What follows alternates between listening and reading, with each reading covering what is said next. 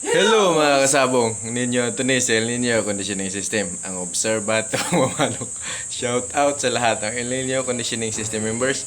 Shout out sa lahat ng El Nino Conditioning System subscriber. Shout out sa lahat ng El Nino Conditioning System followers. At shout out sa lahat kong viewers, lalo na sa ibang bansa. Marami akong viewers dyan. United States of America, United Arab Emirates, Canada, Alaska, Russia, South Korea. Yan. Ang wala pa, Indonesia, Vietnam. Yan, sasabong ninyo yung mga ano na yan, lugar na yan. Indonesia, Vietnam, Mexico. Sana mag-comment yung mga kung ano. Sana mag-comment kayo kung saang bansa kayo nanood sa akin para mayroon naman akong ma-shout out.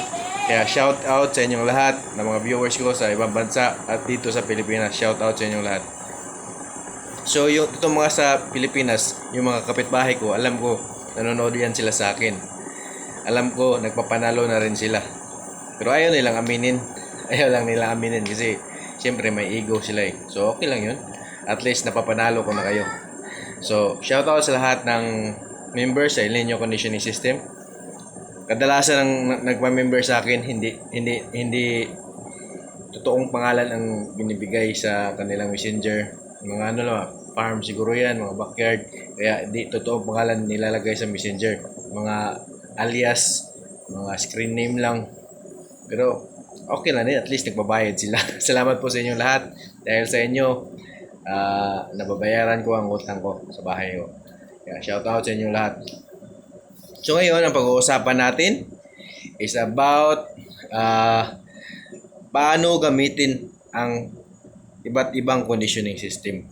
Kasi may 7 days conditioning system, may 14 days conditioning system, may 21 days conditioning system, may 28 days conditioning system. Yung akin 28 days conditioning system. So, merong heavy workout conditioning system, may light workout conditioning system. Maraming sistema sa pagkakondisyon. Maraming nagbibigay ng vitamins araw-araw. Maraming nagbibigay ng mga injectable. Halos lahat ng gamit injectable. So, iba-iba 'yon. May panalo bawat conditioning system, may panalo 'yan. Hindi po 'yan porket ganyan ang conditioning system niya, hindi naman nanalo. Porket ganito, hindi naman nanalo. May panalo 'yan. So, kung nasa sa atin 'yon pag-adapt. Tulad sa akin, 28 days conditioning. Hindi na tayo lalayo ha. Dito na lang sa akin, 28 days conditioning. So may nagsabi, natalo daw siya. Pero mas marami ang nagsabi na nagpapanalo sila. Siguro mga 80% or 90% ang nagpapanalo sa sistema ko.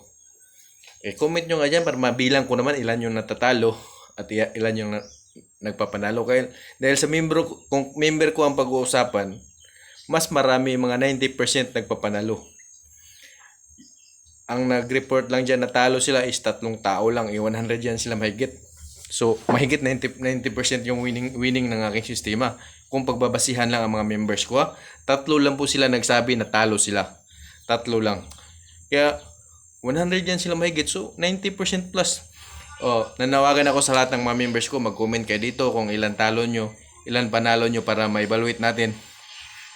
Kung gaano talaga actual na evaluation na. Baka sabihin kasi, puro lang ako dada dito. Wala talagang actual evaluation sa mga nagpapanalo sa akin. I-comment nyo ang score nyo at ang messenger name nyo para makikita ko. So, di ko dine-delete yung mga messenger nyo eh. Yung mga nagpapamember, andun palagi. Or sa lahat ng member ko, mag-message kayo sa akin sa mga score nyo para ma-evaluate natin ang score nyo. Sa awa ng Diyos, halos lahat ng nagpamember sa akin nagpapanalo. Yung iba hindi na nagpaparamdam siguro dahil nagpapanalo na sila or ano ba. Kasi kung pangit ang score nyo, sabihan nyo sa akin kasi titingnan ko kung saan banda nagkamali. Kasi sa akin, ako ang nagpromote niyan. Alam ko kung saan ka banda nagkakamali. Kung ano ang ginagalaw ng manok ng naka-El Nino conditioning system. Kaya kung nagkakatalo kayo, i-communicate nyo ako. Kasi solusyonan natin yan. Sayang na may binayad yung ganyan kung hindi ko susolusyonan. Diba? Kaya sa lahat ng members ko, mag-comment kayo dito sa video na to kung ilan ang score nyo. O kahit hindi members, kahit subscriber lang na nagpapanolo o natatalo sa sistema ko, mag-comment kayo dito para ma-evaluate natin kung ilan ang percentage ng winning, ha? So ganito guys. Bago kayo gumaya ng isang conditioning system, tulad ng conditioning system ko matagal, 28 days conditioning. Ganito po ang sistema para kung ilalaban nyo na ang manok, alam nyo, mataas na ang tsansa na manalo nyo. Ganito po yun. O kahit anong sistema ang gagayahin nyo, ganito po ang sistema. Ganito po ang paggawa nun. Kung gagaya kayo ng sistema, tulad ng sistema ko, 28 days conditioning, kung gagayahin nyo man to, gagayahin nyo to sa ganitong paraan. Diba? Turo ko is by week. So, 4 na linggo. Kasi 28 days conditioning. By week nyo, gagalawin ang manok nyo. Training nyo, Lunes, Martes, Miyerkules, Huwebes, Biyernes. Training. Sabado pahinga, Linggo sparring. So, yung isang linggo na yan, tingnan mo ang palo ng manok. Ganyan po gumaya ng sistema. Kasi ito, yung sistema ko. Kung anong turo ng sistema na yan, 7 days, 8 days conditioning, 14 days conditioning, 21 days conditioning, 28 days conditioning, gayahin mo weekly ang basis kasi yun ang natural na cycle ng manok, weekly yan. Pero sa weekly na yan, gawin mo sa 4 na week para maging 28 para makabisado ng manok ang palo at ang gagawin niya bago dumating sa 28 days conditioning. Ha? Kita nyo ba ang upload ko? First day pa lang ni sparring ko. First day, first week, second week, third week, fourth week, pinakita ko lahat ng movement, ng galaw ng manok ko. Halos pare-pareho ang palo, 'di ba? Sa upload ko sa Facebook, kung sino ang subscribe, followers ko sa Facebook, tingnan nyo ang upload ko before ako nag-derby, ando ang mga upload ko. Every sparring ko naka-upload. Start up to fight day, naka-upload 'yon. Pare-pareho sa palo ng manok ko. Kaya ganito po 'yan.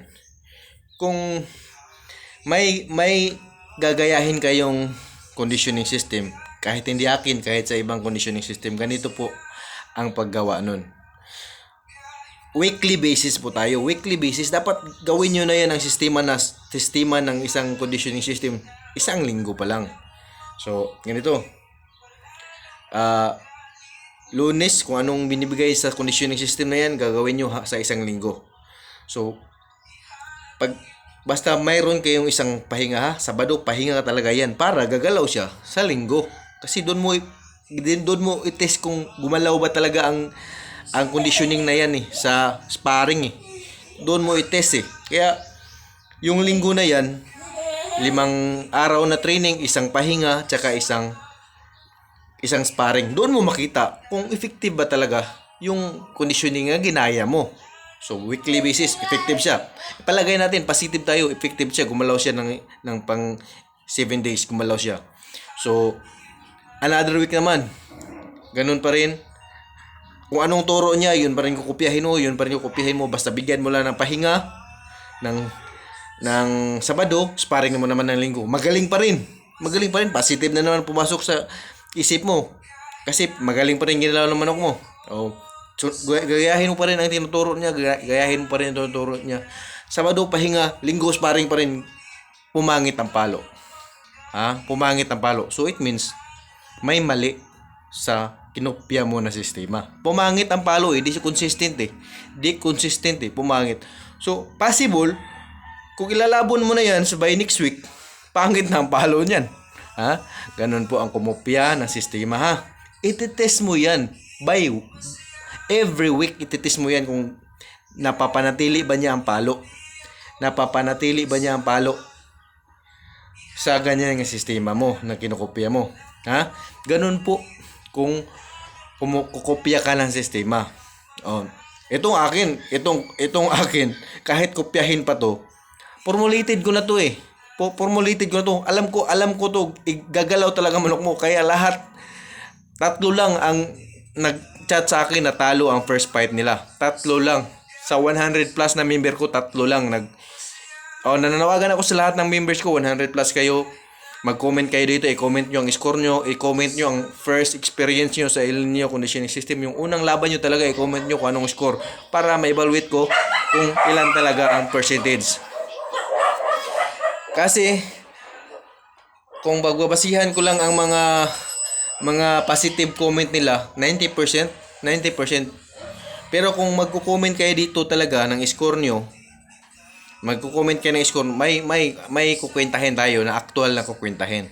So, nanawagan ako sa mga members ko na i-comment nyo kung ano ang first fight nyo, anong score, ang second fight, ang third fight, para ma-evaluate natin kung anong expiry at ilang percentage talaga ang El Nino conditioning, winning percentage ng El Nino conditioning system.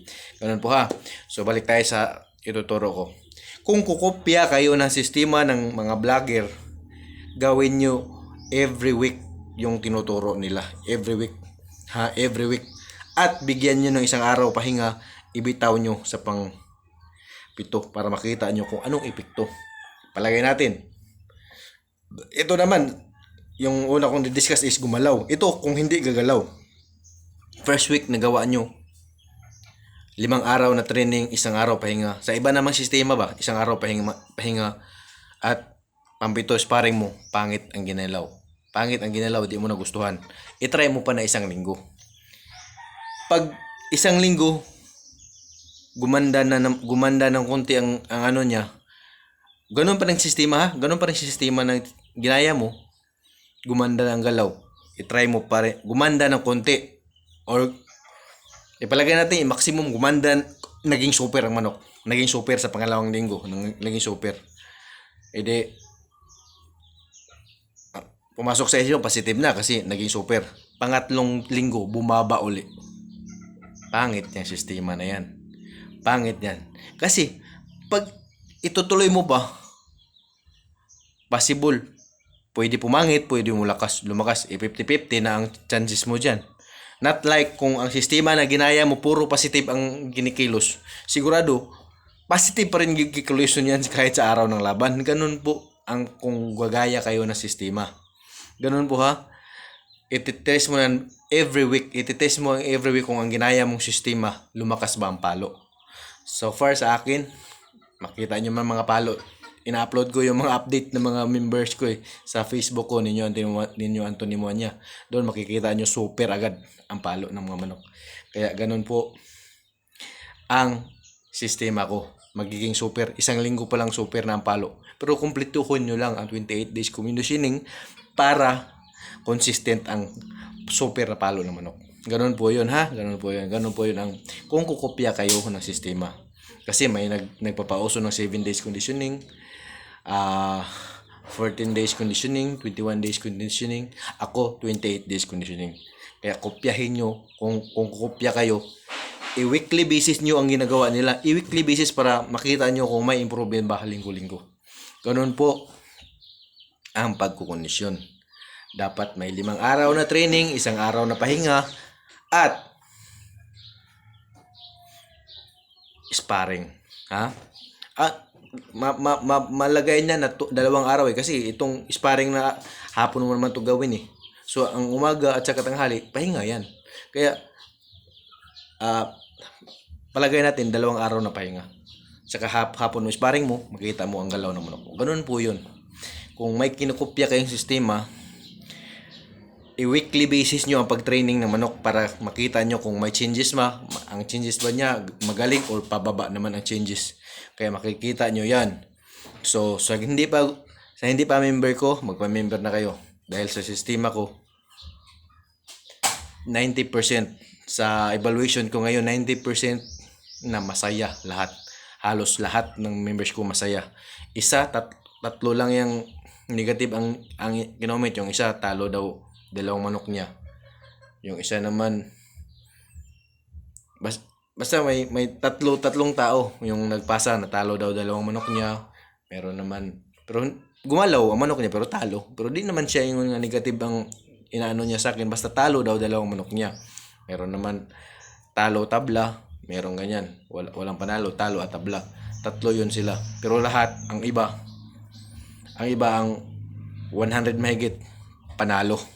So, ganyan ang winning natin. So, nananawagan ako sa lahat ng members ko, sa lahat ng subscriber, followers, i-comment nyo sa video na to kung ilan ng score nyo sa first, second, or third fight ng manok nyo na naka-El Nino conditioning system.